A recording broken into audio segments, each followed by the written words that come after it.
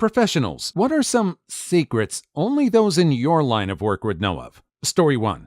I've worked in retail for almost 10 years. I currently work at large luxury clothing retailer. If you make a big enough scene, we pretty much have to do whatever you want. Ex-grandma gave you a sweater she held onto for 2 years with the tags on it but no proof of purchase? Freak out. A manager will probably bend over backwards to give you some sort of store credit. It's not my fault that we don't have your size in stock. Only work there 2 nights a week. I'm paid to be nice to you. It's my job. Please, don't ask out employees unless it's super blatant that they're hitting on you. But if I smile and say hi the moment you walk in the store, that's so I don't get fired. Also, we hate all of you, most of you, especially over Christmas. It's not my problem that you woke up for Black Friday sales and are in a bad mood. How do you think I feel? I had to get up and listen to you complain. On a personal note, I hate it when people steal. As a sales professional, I work closely with loss prevention to make sure you aren't stealing or switching up tags. Just because you don't see a big dude in a suit watching your every move doesn't mean that we aren't watching. I've personally helped loss prevention catch many thieves, and I'm proud of myself for it. Added bonus: if the information given to loss prevention helps them stop you from stealing, extra bucks in my paycheck. Working retail has seemed to become more and more thankless year after year. Doesn't it seem like people have gotten more and more selfish? It's true there is some set of the population that treats retail and service industry workers as not human. But it seems like that sector is growing in percentage. These are your fellow human beings. Do more people feel the need to feel superior to someone else that they have to do this?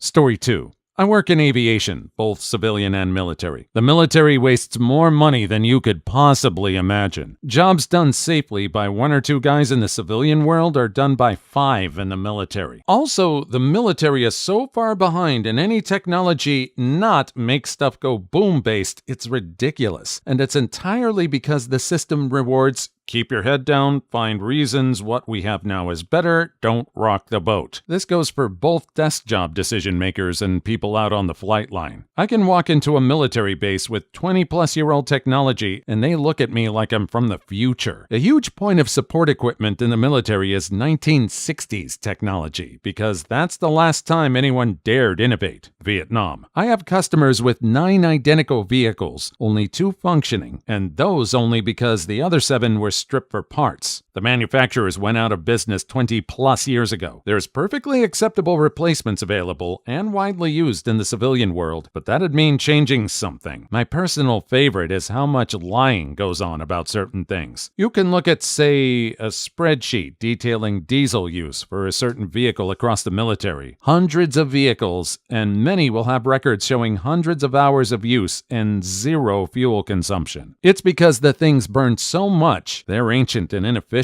The guys on the ground would rather lie and say they're burning an amount of fuel over 15 vehicles than, this hog burns 5 times what we say, the others just sit and do nothing. Doesn't America spend more on military than any other place in the world? More than like the next 3 or 4 countries combined? And we're dealing with antiquated stuff like this? Sounds like the military needs an audit. The books just aren't adding up, apparently. Story 3. Hypothetically speaking, if you were to build a list of senior citizens in your area that clearly suffer from some form of mental illness, compile their names and addresses, and send them a letter in 12-point font on nice paper claiming the government wants to mess up their retirement or health care, you could easily get many of those senior citizens to mail you back money if you promise that you're from some sort of non-profit or lobbyist firm that wants to keep everything the way it is. Do this enough times and expand to the entire nation, focusing on parts of the country that have a large number of retirement communities, and your income will multiply. Follow that up with a cheap website that rips Social Security news directly from Google News or Drudge Report, and get a subscription to a congressional news site like CQ.com or Politico, which can give you the names of various staffers in Congress who work on health care issues. Buy them all lunch from Red Hot and Blue, a favored DC area barbecue restaurant, and call it a meet and greet function, and they're guaranteed to show up. Document it heavily with photos that you will send out in your newsletter as a sign of progress that you're making. Congratulations! From the cost of a lunch and some mass mail projects, you just became a Washington, D.C. lobbyist earning millions of dollars a year. And yes, this does happen a lot. What I want to know is where this poster stands in this business. What does this poster do? I don't doubt he knows this much. I just wonder where he stands on this professional food chain, and how much money does he make? Story 4. Financial aid counselor here. Schools sometimes admit students to fill their quota, but will give them such terrible financial aid packages that they simply cannot attend. It's called admit deny. My university tried this with me. I had awesome grades, but a teacher at my high school decided to call every university I applied for and tell them how horrible I was. So I was admitted to the place I wanted, but they offered no financial aid and the worst loan package I've ever heard of. I went anyways, paid my fees out of pocket, started a small business at 15 and had enough to pay for my first year. Then I marched up to the honors program advisor and demanded that they let me in. Even though I wasn't on the recommendation list, the guy liked my spark, I guess, and let me join. Then I proceeded to show up at the university something fierce. Organized so many clubs, made so many friends and fans, got the whole administration to like me, besides 2 teachers who I just couldn't figure out how to charm, and graduated in 3 years. Robbing the school of a 4th year of tuition. Might be poor as poop now, and the university might not really care or change, but I like that I was able to give them a big middle finger. Story 5. Financial aid / admissions for college. If your second choice school gives a better aid package, share it with the first choice. They might match it. Don't be a jerk if they don't. For example, you might be a superstar at second choice, but more middle of the road at your first choice school. Or they just might not have the funds. But some schools will try to improve your package, especially if you aren't arrogant about it. Do not send your enrollment deposit in before the deadline. Some schools won't give merit awards to prospective students who are already committed. They want to use those dollars efficiently, and they're better spent trying to convert students who aren't yet in the bag. This isn't anything you can act on, but just an interesting fact. Some scholarships and even admissions offers are offered to students who wouldn't get them otherwise, but the college really wants one of their high school classmates, and it would cause issues with community / counselors / law if the other students didn't get similar treatment. Story 6. Radiation oncology. Researcher, but I work with our physicians in the treatment clinic too. For some patients, we're just doing what's known as palliative care, relieving or reducing suffering. Maybe we can shrink a tumor a little bit so it isn't pressing on a nerve and causing pain. Maybe we can reduce a mass in the neck that's blocking breathing or swallowing. It's improving the quality of life for the final months or weeks, not extending life. This isn't some sort of scheme to rack up bills or make insurance companies rich. This is to make the time someone is left meaningful so they can be with their family and not live out a couple of months on a respirator or in opioid haze. It's not that this is a secret from the patients, but I think the general public that hasn't been through it firsthand or with a family member isn't aware. And no, we aren't keeping the cure to cancer from you. It doesn't sound like this is completely a secret to this profession. I almost think it would be kind of cruel if this treatment were done and they weren't aware of just how little this is going to extend their life. I think they should be told, and I think they are told. But it's good that this is a way that they can have a bit of relief and not be in so much pain in their final moments. Story 7. Don't use financial planners. We are nothing more than glorified salesmen and will always push on products that will bring in the most amount of money. We definitely do care, and we will come across as though we have your best interest in mind. But at the end of the day, you are nothing more than a walking money bag to us. Everything we do, you can do on your own with a bit of research. If you need to talk to a planner, please make sure they don't charge any trail commissions on any money you invest through them, and only a lump sum amount up front. Those commissions are being paid for no advice whatsoever. Story 8. It's trivial to fix procedures, policies, processes, workflows, software, interfaces, inter-team communications and relationships, training issues, documentation, full software environments, and even entire corporate cultures. The hardest part of any of this is finding anyone at the senior management level who can be convinced that the very environment which gives them a high-level position, a nice office, and an exorbitant salary is broken and needs to be changed for the good of the company, the staff, and the product/service. And that this might involve spending money, even if it's only a fraction of what is currently being hemorrhaged through diseased corporate teratomas. Story 9. Fundraiser here. When we say, donate now and your gift will be matched 2-to-1 by the X Foundation, we already have the money from the X Foundation. They just signed a contract with their gift saying we could use their name for fundraising purposes. Similarly, we don't care if you really take the pledge or sign the petition. We just want your email address so we can send you fundraising appeals. We do still really need your support, but it always surprises me when people don't realize these things are just marketing ploys. The hard part to realize is that there are some people that do need help, but people that are really hardcore and marketing on other things like this, that just makes it harder to really discern if any real pleas for help are real. It's like the boy who cried wolf, but it's more like the boy who cried help. It's a wonder people are still willing to help other people at all these days, as tragic as that sounds. Story 10. Well, it's not that nobody else knows this, but here goes anyways. When booking a hotel room, always, and I mean always, try to get a better rate. Hotels negotiate rates all the time. Don't want to pay $159.95? You could probably get it down to $119.95. Be warned, this can work both ways. If a hotel is almost fully booked, they are perfectly within their rights to charge you extra if you walk in without a reservation. Story 11. Not my most recent job, but I worked as a beer/wine merchandiser in college. Best time of my life. When the beer we stocked expired, it had to be returned to the warehouse where it would sit and either A, get bought for $1 a case, or B, stolen. Note that the beer was perfectly drinkable and tasted fine. I would spend $50 and my fridge would be stocked for the quarter, hook up people's house parties, and sell a few to acquaintances for a nice markup. Story 12.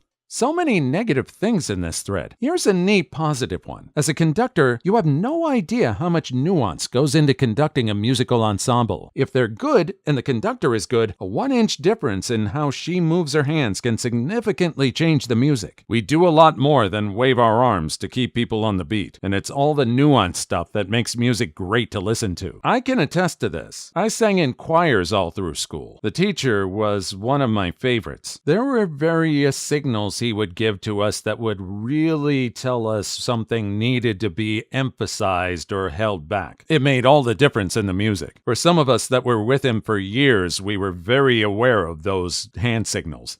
Story 13. I do sound production work, recording bands. If the singer is being a jerk, we can edit the key of their voice that they're hearing through the headphones with the music. This essentially makes it impossible for them to sound good because they're not actually singing what they're hearing themselves sing. Then we blame it on them. We're lovely people, really. Just be nice to us and anyone else who's just trying to do their job.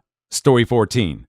Nuclear power has the potential to be entirely safe and economically viable. People who try to talk to me about the dangers of nuclear power, I instantly assume they're stupid. Edit. Yes, all of you who keep telling me about the Fukushima and Chernobyl and the other scary dangers of nuclear power, I assume you are stupid. To those who are truly curious, thank you for allowing me a continued faith in humanity. Story 15. ACMT Tech at LA Apple Store. When we repair your laptop, we sell you new parts. We then take your old parts to our GCX refurbishers who then give it to third-party mom and pop shops to repair for pennies on the dollar. We then take the repaired parts and build out refurbished units to sell for 10% cheaper than it would cost for a new laptop. Apple is notorious for having a very strict hold on all their stuff. They make it extremely hard to repair your own stuff, even though that law passed that says they have to do it. That quote-unquote kit they send out when you just want to replace a battery on your phone is absolutely ridiculous. There has to be a cheaper way to do it. Well, I mean, there is a cheaper way to do it. We all know it. Story 16. You know the crossword you can mail into your local paper for the chance to win a lottery ticket or whatever? We don't actually check the answers. We pick a person at random, and if the name sounds newish, you win. Story 17. As a chemist, there are a lot of things we talk about for fun. A lot of them can unalive you. Some can injure you. A few can make you laugh. We don't share these things with non-scientists. If a few of us ever got together and decided to do bad things, it would be stupid easy. We probably never will because we're more interested in science. And boobs. Story 18. The homemade iced tea at Chinese takeout/delivery restaurants is not made from specially blended, homegrown, ancient Chinese secret herbs and spices, prepared during daily morning ritual ceremonies of meditation and spiritual reflection. It's just store-bought instant tea powder and tap water. They sell it because it's a higher profit margin than canned soda. It's a shame that the soda is the cheapest thing you can get. I only indulge on soda once a week. It's the unhealthiest thing you can do on a regular basis. It's sad that things like water and tea are actually more expensive. Story 19. Paramedicure. Calling 911 for hogwash reason, thinking it will automatically get you an ER bed just because you came by ambulance, will, the majority of the time, get you a seat in the lobby, along with a huge ambulance bill that your insurance, Medicaid, or Medicare will probably not pay due to no medical necessity. I will make sure of this, as I have to fill out a Medicare/Medicaid questionnaire for every call. I will mark no medical necessity. Just saying. Story 20. Even if we discover an awesome API, active pharmaceutical ingredient, if we can't produce it with an 80% profit margin, we won't make it. And if it's made, it's probably extracted from bacteria/yeast. Yum. Sincerely, biotech. Story 21. If you draw a picture of a stamp on a letter and fill it in with yellow highlighter, the mail will sort and ship, unless someone actually looks at the postage. Nice tip, but the time it takes to draw a passable-looking stamp isn't worth the 45 cents. I don't know. People go out of their way to be able to save a few cents. You wouldn't believe what some people will go through just to be able to pinch every penny they can on their budget, especially if they're poorer. You don't have money, but you got time. Time can help you draw a pretty passable stamp. Story 22. Totally uninteresting line of work, but I wouldn't have probably ever figured this out. A plain 2x4 piece of lumber is not 2 inches by 4 inches wide. It's 1.5 by 3.5. Story 23. As IT production support, when I say that I'll check your issue ASAP, I actually mean that I'll just ask this question online and check it later. Story 24. Second job is as a bartender/cocktail waitress. When you buy us shots, we have a false bottle of every well liquor behind the bar, and we make ourselves the false one to take shots with. I can believe this one. Everyone wants to buy you drinks if you're attractive enough. Unless you have a really powerful constitution, it could easily catch up to you if you were actually drinking real drinks. It actually works to your advantage. It actually makes you look pretty tough if it makes you look like you can actually outdrink people like that. Might even get you some better tips. Story 25. We know what you did on the internet. We just don't actually care unless it causes us to have to work. Sysadmin. Story 26. Chef here. You eat way more salt and fat when you eat at restaurants instead of eating at home. That's why it tastes so freaking good. Story 27. I'm a normal human being with feelings, hopes, and dreams. Also, ponies, rainbows, puppies, and unicorns are quite nice. Sincerely, a cop. True, they are real people. There's a lot of contention about the way cops behave these days. Like everybody, they are all human beings at the end. The ones that engage in bad behavior still need to be accountable for their actions. Story 28. As seen on TV, products sold at trade shows/exhibitions are complete crud. The sales pitch is always filled with complete hogwash. Source: I've been selling that crud for years. Story 29. At movie theater concession stands, products are not inventoried, only containers. The bag costs more than the popcorn in it. Story 30.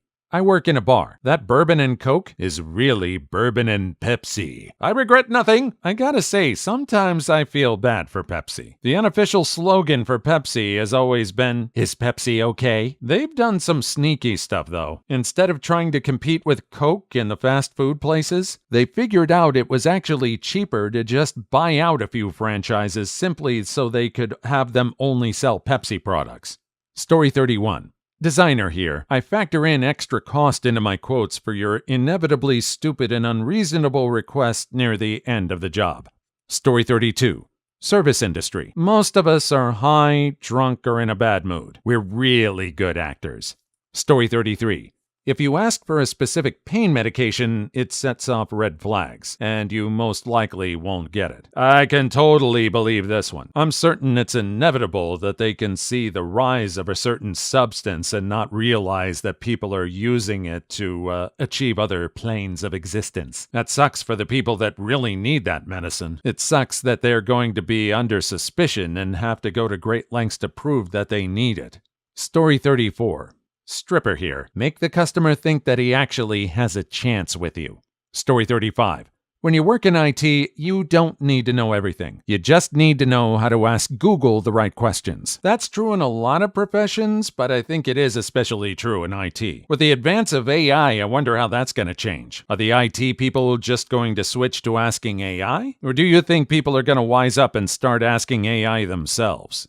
Story 36. You're paying for 4 hours of labor. I'm really only working on it for maybe 10 minutes. Story 37. I work in IT. If you send in a ticket saying you're having an error, but don't include the error, I assume you're stupid. Story 38. High school teacher. If I have a student who's a hot mess, I immediately assume the parents are messed up in some way. It has always been true. Ooh, harsh. If it's true he's been proven right all this time, oh man, even more harsh. I can understand if he's retaliating for him getting blamed for a kid's low grade. These days, teachers seem to be getting a lot more flack for stuff than the parents' upbringing. Story 39. This thread isn't full of trade secrets so much as people who do awful work at their jobs or spend their time trying to exact petty vengeances.